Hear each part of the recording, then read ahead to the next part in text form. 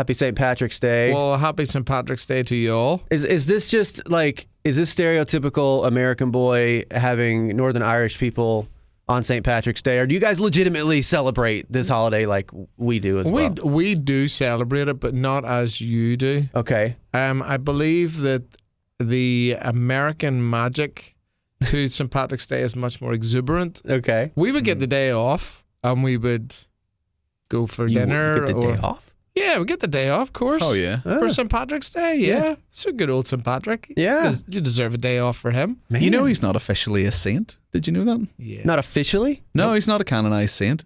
So we could just call him Patrick. Yep.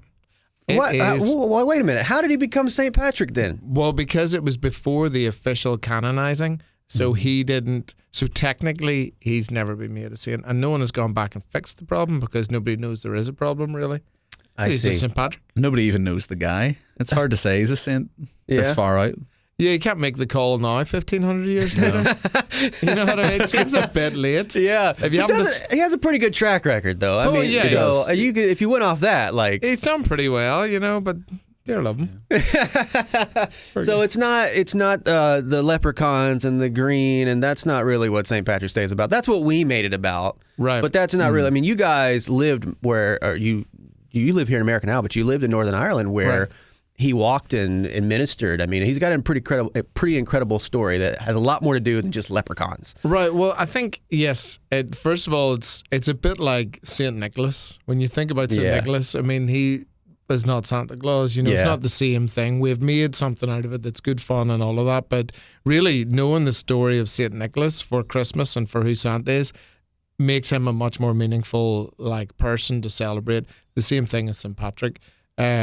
Like he wasn't. When you actually think about who he is, I don't know if anybody ever does that or why we would even celebrate him. But Patrick basically brought the gospel to Ireland, and he was just a kid who had actually been stolen and put into slavery.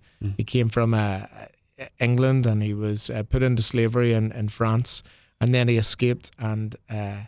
He felt called by God to bring the gospel to Ireland, which I think is pretty amazing. He took a risk and he went for it. And one of the big stories of St. Patrick, basically he wanted to get the story of the gospel out there, and he thought, well, how can I do that? In that time in Ireland, there was basically what was called the High King. So if you imagine, there's lots of provinces in Ireland that all had their own kings.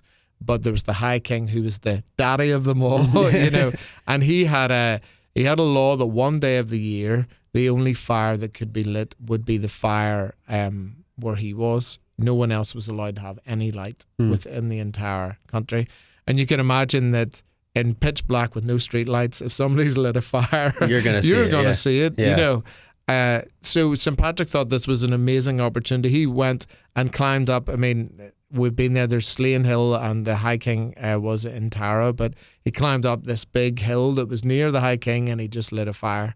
And first of all, that idea of lighting a fire for the gospel and it spreading like wildfire is, you know, for our nation, that's where it started. So of course, all the men in black suits and sunglasses and dark SUVs with big guns came and picked him up, and brought him in front of the High King and threw him down. He was going to be killed, and he actually got up and preached the gospel, and saw this as an opportunity. And the High King was so moved that he said, "You have right of passage and my full permission to preach the gospel in Ireland." I think that's a pretty cool story. He's just a guy, maybe like in his late 20s at this stage, just taking a risk for Jesus. With his back against the wall and not doing what society was saying, but actually being countercultural for real, not just like, well, I don't smoke or swear or drink, which we kind of brought down countercultural to, but more of the essence that I am going to bring the actual message and teachings of Jesus to people, and I'm going to live out what Jesus said in the scriptures. It's great. There's so many places, like we laugh about it, there's so many places where St. Patrick did this here, St. Patrick did this here, and here, and here, and he planted this church here. But he legitimately changed the whole nation. I think that's something that's encouraging for all of us. Yeah. You know, maybe you've got a dream that God's put in your heart. You can change a nation. He's our rescuer.